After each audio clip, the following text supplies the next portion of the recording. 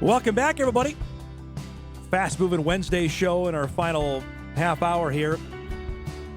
We'll keep the Minot theme going, at least right around the Minot area for our next guest. We're keeping an eye on some of the up-and-coming athletes in the state, and our next guest is certainly that, who's already earned a couple of Division I offers, each from the North Dakota schools here. University of North Dakota and North Dakota State each offered basketball scholarship offers to our next guest, who's got the height, 6'9", dunking, blocking shots all over the place, and has an interesting backstory to tell us from Granville. I got to make sure. Is it town or Granville or Upham? Let me get it right, Sage. What town are you from?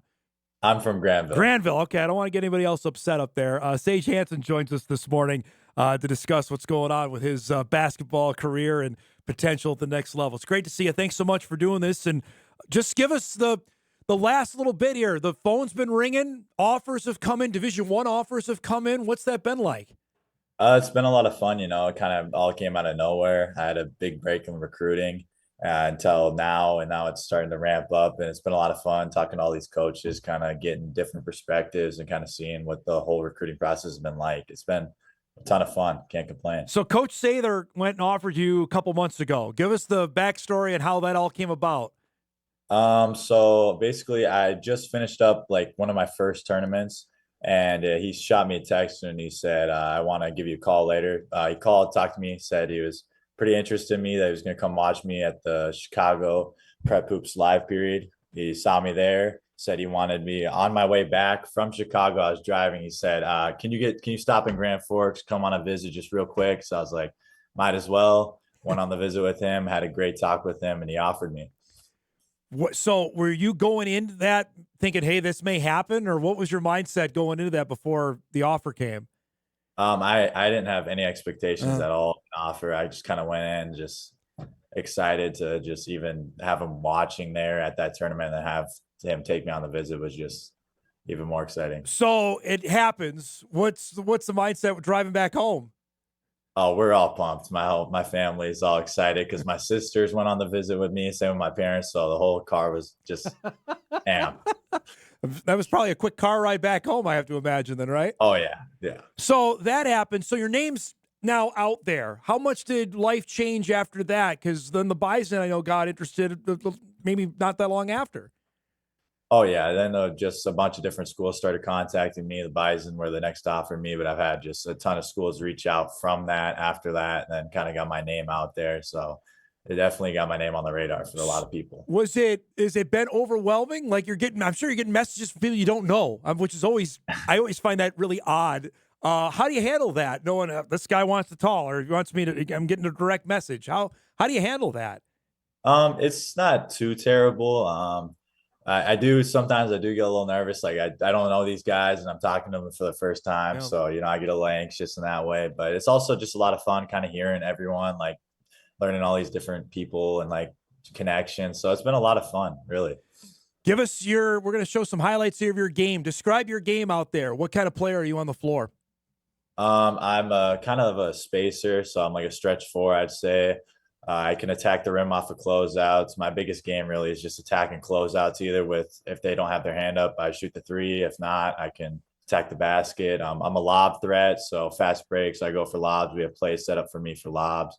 And on the defensive end, I'm just mainly a rim protector, a big shot blocker, but I can guard 1 through 5. So if they need that versatility, I can go on a guard, or I can guard the big guy, just kind of whatever is needed of me to do. I kind of just do it. At 6'9", when did the growth spurt happen? But gradually, or to just like, bam, one day you wake up and I'm 6'9"? It was kind of gradually from like basically 8th grade till now. I kind of grown 4 or 5 inches a year, really. How many pairs of shoes you've gone through then over the last couple of years? I'm curious. Oh, tons. I would have to say probably 50, 60 pairs of shoes. Holy cow. So now here it is. Like, you're getting ready for your senior year coming up. This is now, people think you can play Division I basketball. That's a reality. How has you adjusted that okay, I can play, somebody believes I can play at the next level? It's kind of been interesting because like I can like always imagine like the dream was always D1, but it never really hit me till now. And now everywhere I go, it's just expectations of continuing that. And I kind of like that. I like like the pressure of everyone seeing me. If I have an off game, I know I'm going to hear something in my ear about it, but I just know that, hey, that's what people see me as. The expectations are high now, so I can kind of live up to them. You play for the North Dakota Phenom as your AAU team. I know Carter Evanson from Horace, who just committed to go play at UND, is one of your teammates. Describe that and I guess going into tournaments around the country, do you guys do you get any respect being from North Dakota, or does that not come with it? It kind of depends. Like at some of these Minnesota tournaments, we played at these teams like tons of times, like the Fury and some of these other teams. But for like tournaments, if we go to like Chicago or we go places where those teams haven't seen us before, sometimes we do get a weird look. Like all the refs are like, "You're from Dakota? Like which one?" I'm like, "We have to kind of tell them." They kind of just don't really realize that. They're waking up. There's actually some ballers that play up here. Exactly. What is that? I guess that like them to maybe go out and play, maybe show some guys, hey, we can play. Exactly. Yeah. It's kind of fun to really kind of hear like especially the refs. It's kind of funny. It's not really the players, like, but it's the refs that we kind of go and surprise a little bit. So it's kind of interesting talking to them and being like, wow, I didn't know. I'll have to follow some of you guys. I'll have to check out North Dakota. Just kind of interesting to go and show people that, yeah, we do indeed have ballers. Obviously, I think some people know your name of what went down last year, and I wanted to give a forum to you to talk to us about what went down. That you went and played in Utah. Then I know your dad had some health issues, and you transferred back. Give us your perspective on what went down over the last 12 to 14 months. Okay, so basically, I got a call from a coach at Wasatch Basketball Academy who plays in the EYBL Scholastic League. He said, "Hey, we'd love to offer you a scholarship to go play for this prep school in Utah, and we want you to come play for us." So I thought about it. 2 weeks later, I ultimately commit. I go. So I get down there in August. I play and like I practice all through December. I get in a couple of games, and I get back for winter break because we get 4 days off for Christmas break. I get back, and my dad kind of lets me know that he was diagnosed with an aneurysm above his heart. And at the time, we didn't know how bad it was because he didn't go to Mayo yet to kind of see what was happening. So that kind of scared us. And we knew that anything could happen. You know, he said anywhere he needs surgery at some point for sure. So he's going to have to get open heart surgery probably at some point.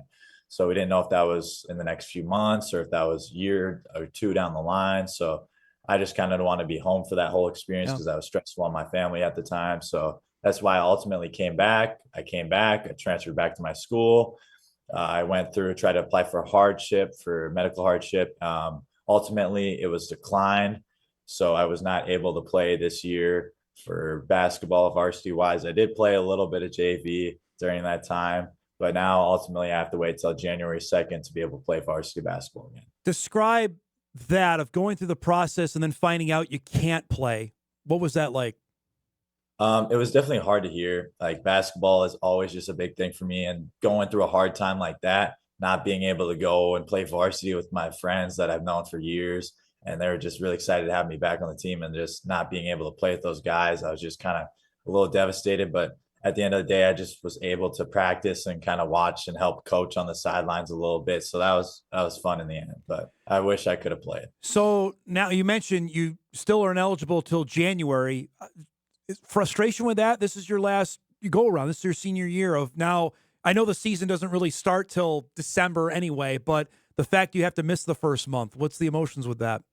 It's definitely a little frustrating. Obviously, I want to play all the basketball I can because I only get to play high school basketball once, and being able to miss out like half my junior year and then the beginning of my senior year is a little frustrating. But luckily, our athletic director did a great job. He scheduled all the games he could for after that eligibility time. The only ones we have are like the required tournaments and then that Dale Brown Classic. So I was really happy to hear that he did that for me. When you actually get back on the floor, what's that going to mean to you? What do you think the emotions will be like?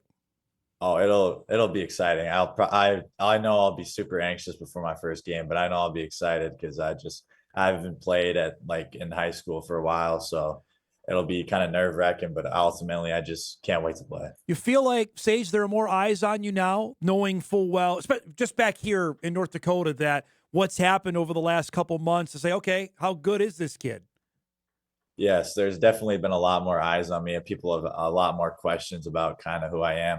Every time, like even when I go to the Y, I get a lot of questions. Like people kind of try to like size me up, see who I really am. So it's been very interesting, kind of seeing the progression and seeing people like kind of see who I am as a player and try to gauge whether I'm good enough for their Are expectations you for me. are people challenge you in pickup now with a Y? Is that what you're saying? Oh, yes, yes, all the time. They How's like that to going? kind of well, I it's been all right. I mean, they kind of understand now that hey, I actually am legit. At least I hope so. But That's fantastic. I've not heard of that before. That's pretty good. But expectation wise, like, do you have it in your mind when you want to make a decision, or just what you have a timeline laid out for the next few months? yes, I do want to make a decision like in the early fall, like a little bit after school starts. I kind of have that timeline set up because I don't want to be thinking about it my whole Yeah. senior year. I want to kind of just make a decision, be happy with it, and then live out my senior year happy, and then go to college. Well, I really appreciate the time and opening up on that topic. It's good to get some clarity on that. Have a great rest of the summer, bud. We'll catch up down the road, okay? All right, thank you. Sage Hanson joining us from Granville, North Dakota, plays at TGU and might be the next big thing in North Dakota basketball. A couple of offers out there from UND and the Bison. We'll keep our eyes on him going forward here over the next couple months. We'll take our final break. We'll come back. We'll wrap things up, get you ready for a busy Sports Wednesday. Hot Mike will wrap on WDAY Extra right after this.